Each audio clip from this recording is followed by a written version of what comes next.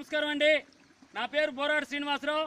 నేను విజయనగరం జిల్లా పాచిపెంట మండలంలో కుడుమూరు యూనిట్లో మాత్మూరు గ్రామంలో నిన్నను మేకల పంట ద్రావణాన్ని బమ్మిడి అప్పారావు గారి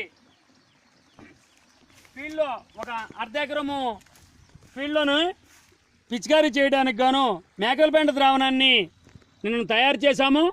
అయితే ఈ ద్రావణాన్ని ఇప్పుడు బమ్మిడి అప్పారావు గారి కుమారుడు జగదీష్ గారు ఇప్పుడు స్ప్రే చేస్తున్నారు. పిచికారీ చేస్తున్నారు.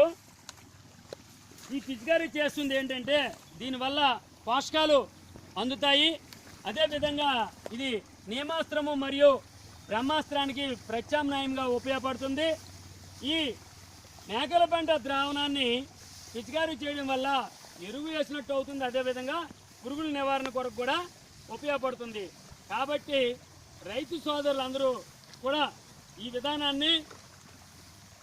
విధానాన్ని మీరందరూ కూడా పాటించి మంచి ఫలితాలు, వాస్తవంగా పెట్టుబడి లేని ప్రకృతి వ్యవసాయ విధానం అంటున్నాము.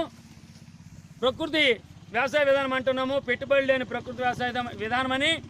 అయితే నిజంగా అతను వాస్తవంగా వాళ్ళకి మేకలు ఉన్నాయి. వాళ్ళ సొంత మేకల పెంటలో వేసుకోవాల్సిన బదులుగా దీన్ని తీసుకొచ్చి నిన్న ఊరబెట్టాము, సుమారు 25 కేజీలని.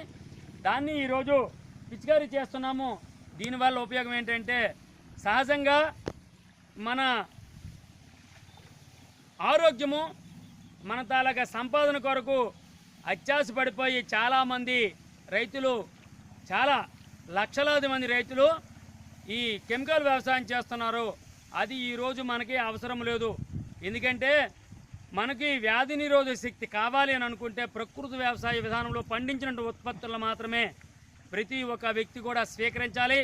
ఆ విధానంలో పండించే భాగంగానే మనకు ఇక్కడ బమ్మిడి అప్పారావు గారి తాలూకా క్షేత్రంలో ఒక అర్ధ ఎకరంలో నిన్నను ఊరబెట్టినటువంటి 25 కేజీల మేకల పెంట ద్రావణాన్ని ఈరోజు పిచికారీ చేస్తున్నాము.